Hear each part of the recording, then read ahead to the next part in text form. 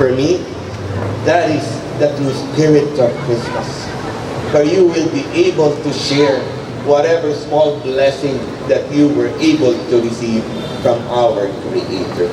Like, MODHA, to please stand. My department heads, this is your hard work. You know, it's dark actually. I had always recognized board members, but I seldom recognize my department heads. But could you be kind enough to come join me?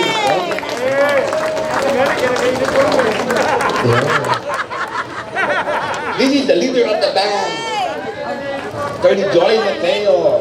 Thank you. This is MODHA. I had never been proud to have had department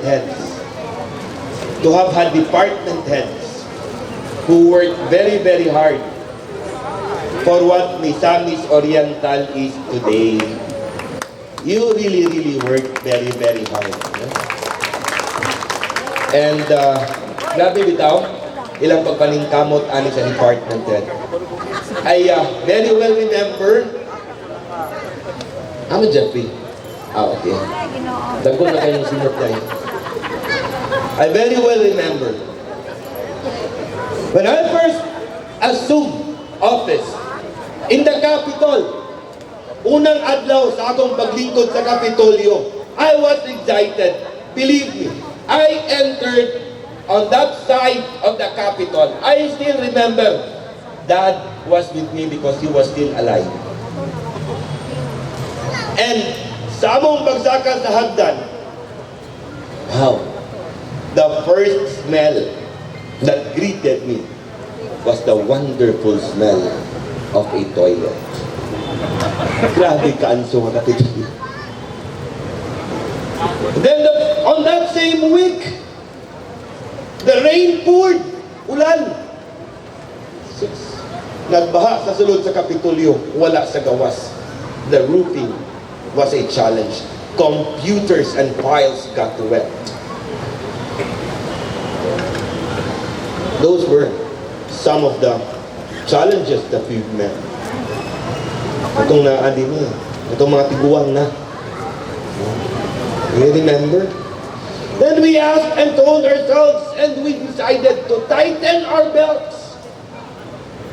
As much as possible not to spend money. So we will be able to fix the Capitol and deliver services to the 23 towns and 2 cities. Because they save money, because they tighten their belts. The first that we were able to fix was the toilet. Then slowly, some of the offices. Then another challenge came. We did not have a meeting hall. Wala tayong conference room. The first construction that we did was actually fix the training center where we will have memories there. Pag human sa training center, nalipay ko. Nagtindog dayon ang ECCD sa pagpaningkamot ni Lilay.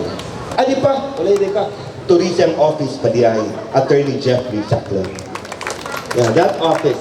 Human sa Tourism Office, ECCD building ni Lilay. Human sa ECCD building ni Lilay, cooperative building ni former Mayor Boboy Akai. Then I had a dream. I told myself, really, I want to share it with you. Supposedly, tonight, we will not be switching on lights. We will not be switching on decor. Tonight, supposedly, the dream was, we will be switching on a musical, magical fountain. Muna na atong i-on karon.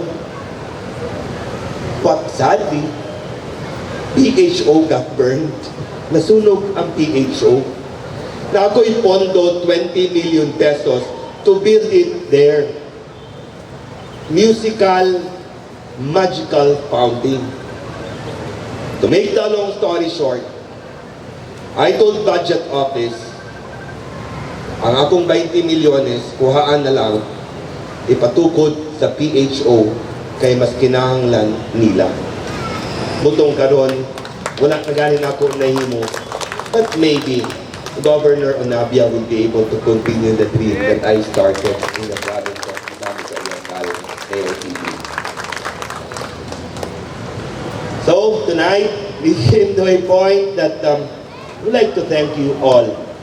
Now, we're the executive.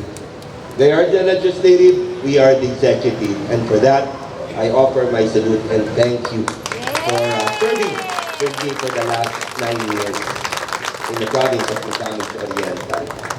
And especially si Attorney Jeffrey Padilla. Kaya asawa na ko siya ni Robin Padilla. Thank you, Department.